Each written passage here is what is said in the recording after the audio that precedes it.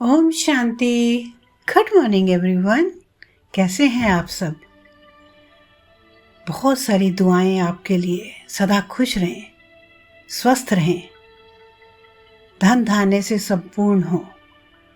एक कहानी के साथ मैं आज आपके सामने हूं कि ऐसा कौन सा कुआं है जो गिरने से हम बाहर नहीं निकल पाते। ऐसा कौन सा कुआं है जिसमें अगर एक बार इंसान गिर जाए तो गिरता ही चला जाता है। तो सुने कहानी। चलिए। एक बार राजा भोज के दरबार में एक सवाल उठा कि ऐसा कौन सा कुआं है जिसमें गिरने के बाद आदमी बाहर नहीं निकल पाता। इस प्रश्न का उत्तर कोई नहीं दे पाया। आखिर में राजा भोज ने राज पंडित से कहा कि इस पत्र का उत्तर 7 दिनों के अंदर लेकर आओ, वरना आपको अभी तक जो इनाम धन आदि दिया गया ना, वापस ले लिया जाएगा तथा इस नगरी को छोड़कर आपको जाना होगा। 6 दिन बीत गए। राज पंडित को जवाब नहीं मिला कि कहाँ है वो कुआं, कैसा कुआं है वो, कौन सा कुआं है। निराश होकर वह जंगल की तरफ गया। वहां उसकी भेंट एक गडरिया से हुई। गडरिया ने पूछा, आप तो राज पंडित हैं, राज के दुलारे हो, फिर चेहरे पर इतनी उदासी क्यों है? वह गडरिया मेरा क्या मार्गदर्शन करेगा?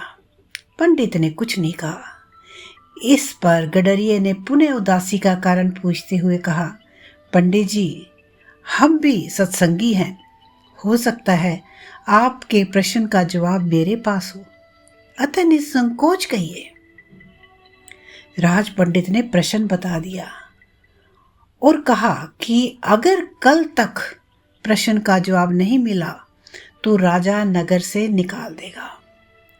गडरिया बोला, मेरे पास पारस है एक, उसमें से खूब धन कमाओ, सोना कमाओ, बनाओ। एक भोज क्या, लाखों भोज तेरे पीछे घूमेंगे, किसी की जरूरत नहीं होगी तुम्हें।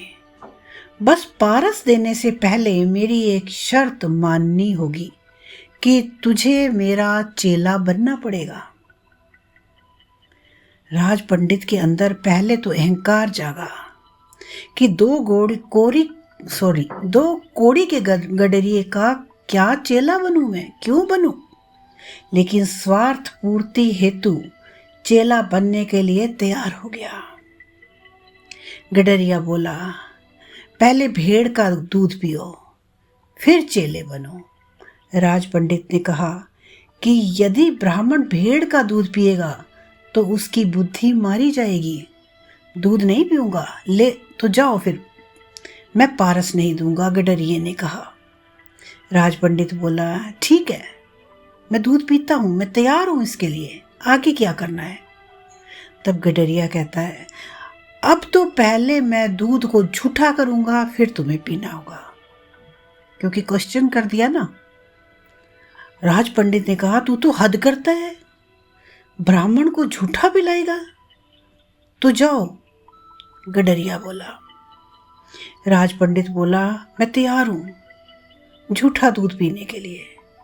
अब गडरिया ने क्या कहा, वह बात गई। अब तो सामने जो मरे हुए इंसान की खोपड़ी का कंकाल पड़ा है, क्योंकि वो बार बार डिस्कस कर रहा था, बार बार उसको टोक रहा था। तो उसने, गडरिये ने कहा कि वो पुरानी बात होगी, वो क्वेश्चन पहला वाला था, अब आपने उसके ऊपर क्वेश्चन मार्क लगाया, तो अब आपको क्या करना होगा कि जो इंसान की ये खोपड़ी कंकाल पड़ा है ना, उसमें दूध दूंगा, उसको झूठा करूंगा, फिर मैं कुत्ते को पिलाऊंगा, चटवाऊंगा, फिर तुम्हें पिलाऊंगा, तब मिलेगा पारस, नहीं तो अपना रास्ता लीजिए। राज पंडित ने खूब विचार कर कहा, है तो बड़ा कठिन, लेकिन मैं तैयार हूं। अब देखिए क्या कहा। गडरिये ने बोला, मिल गया जवाब, यही तो कुआं है लोभ का, तृष्णा का, जिसमें आदमी गिरता जाता है और फिर कभी नहीं निकलता। ये एक ऐसा कुआं है जिसमें गिरना तो है, निकलना बहुत मुश्किल है। जैसे कि तुम पारस को पाने के लिए इस लोभ रूपी कुएं में गिरते चले गए। राज पंडित अब अपने क्वेश्चन का आंसर समझ चुका था, उसे समझ में आ गया था। तो हमारे लिए भी एक शिक्षा है। क्या हम आज लालच में, लोभ में, अहंकार में, दूसरों के साथ ईर्ष्या में, एक दूसरे से अपने आप को बड़ा दिखाने में क्या भाग नहीं रहे? और भागते ही चले जा रहे हैं, भागते ही चले जा रहे हैं। कहीं तो रुकना है, कहीं तो रुक कर वापिस होना है। कब होंगे वापिस? कब आएगा वो समय जब वापसी होगी? कहीं पर तो उस मंजिल को छोड़ना होगा जो गलत रास्ता है। अपने अहंकार को, द्वेष को, ईर्ष्या को, है ना, सबको छोड़कर वापस अपने कुएं के ऊपर आकर खड़े हो जाइए,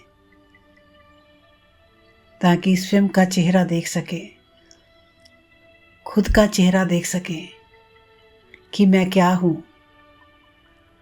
शुक्रिया एवरीवन, शुक्रिया।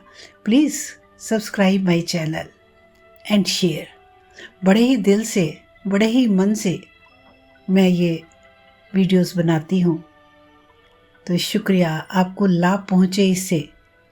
थैंक यू एवरीवन, शुक्रिया। ओम शांति।